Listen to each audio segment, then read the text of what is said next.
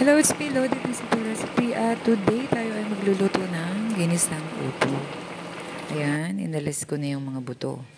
At hiniwa ko na rin. At ngayon, magsalang tayo ng kaserola at igisa natin yung bawang. Haluin lang natin para hindi masunog yung bawang. At after nyan, pwede natin ilagay yung sibuyas. Ayan. Haluin lang natin. At ang ilalagay ko dito ngayon ay giniling siya.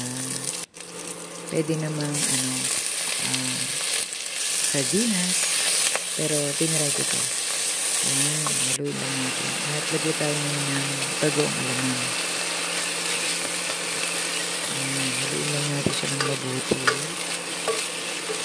At pagkatapos na, pwede na rin natin ilagay yung yung ating hiniwang ito.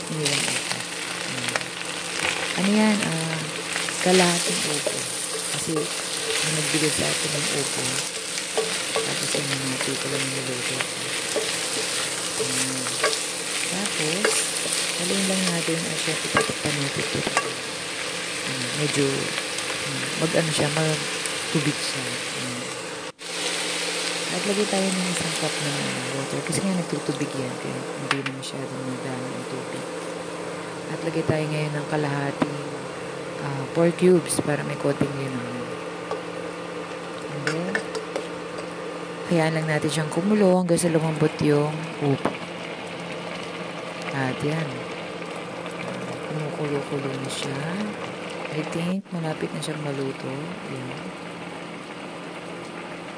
I-try nyo to. Napakasimple at napakasarap. May ulam na kayo. Para naman minsan gulay naman ang ating kainin. Yan. Wow, napakasarap. Maraming salamat sa panonood at ingat lagi. God bless everyone.